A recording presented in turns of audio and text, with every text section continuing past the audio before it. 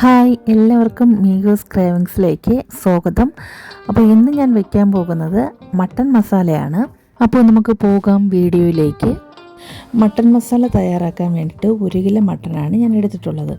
അപ്പോൾ ഒരു പാത്രം അടുപ്പത്ത് വെച്ച് വെളിച്ചെണ്ണ ഒഴിച്ച് കടുക് പൊട്ടിച്ച് കറിവേപ്പിലേക്ക് ഇട്ട് കൊടുത്ത് പിന്നെ അരിഞ്ഞു വെച്ചിരിക്കുന്ന സവാള കൂടെ ഇട്ട് നന്നായിട്ടൊന്ന് വഴറ്റണം.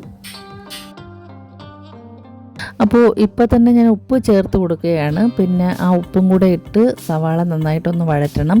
ഇതിൻ്റെ കൂടെ തന്നെ ഞാൻ ചെറിയ ഉള്ളി ഇട്ടിട്ടുണ്ട്, പക്ഷേ അത് ഞാൻ കാണിച്ചിട്ടില്ല. പിന്നെ ഇതെന്ന് പറയുന്നത് വെളുത്തുള്ളി, ഇഞ്ചി, ചെറിയ ഉള്ളി, പിന്നെ പച്ചമുളക് ഇത്രയും ചതച്ചെടുത്തതാണ്.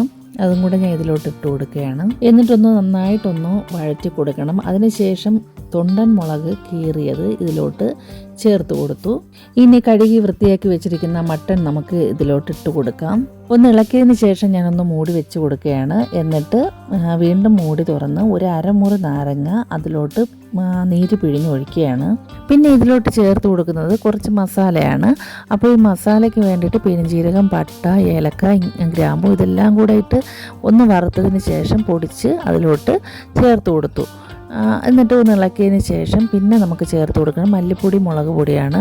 അപ്പോൾ ഇതും ഞാനൊന്ന് ചൂടാക്കിയതിന് ശേഷം ഇതിലോട്ട് ചേർത്ത് കൊടുത്തു. എന്നിട്ട് നല്ല രീതിയിൽ തന്നെ ഞാനൊന്ന് ഇളക്കി കൊടുക്കുകയാണ്.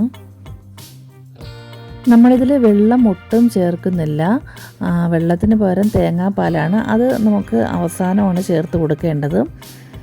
അപ്പോൾ ഈ ഇതിൻ്റെ നെയ്യിൽ കിടന്ന് തന്നെ ഈ ഒരു മട്ടൻ വേവണം. ഇടയ്ക്കിടയ്ക്ക് മൂടി വെച്ച് കൊടുത്ത് വീണ്ടും തുറന്ന് ഒന്ന് ഇളക്കിയിട്ട് വീണ്ടും മൂടി വെച്ച് കൊടുത്ത് അങ്ങനെ ഇളക്കി കൊണ്ടിരിക്കണം. ഈ ഒരു സമയത്ത് ഞാൻ മഞ്ഞൾപ്പൊടി ചേർത്ത് കൊടുക്കുകയാണ്.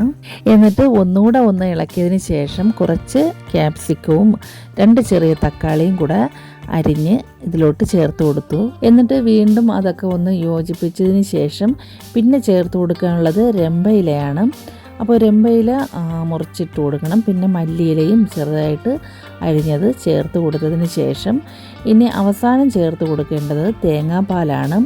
അപ്പോൾ തേങ്ങാപ്പാലിൽ ഇനി ഇത് നന്നായിട്ടൊന്ന് ഇളക്കിയിട്ട് ഒന്ന് വറ്റി, അതായത് ഗ്രേവിയൊക്കെ ഒന്ന് കുറുകി നല്ല രീതിയിലൊന്ന് വറ്റിച്ച് എടുക്കണം. അപ്പോൾ നമ്മുടെ മട്ടൻ മസാല ഇവിടെ റെഡിയായി കഴിഞ്ഞു. ഇനി നമുക്ക് ഇതിനെ ഒരു വാഴയിലയിലോട്ട് ഞാനൊന്ന് എടുത്ത് വെച്ചു. പിന്നെ അതിൽ കുറച്ച് അലങ്കാരങ്ങൾ, അതായത് തക്കാളിയും മല്ലിയിലയും കൂടെ ഒന്ന് ഇട്ട് കൊടുത്തു.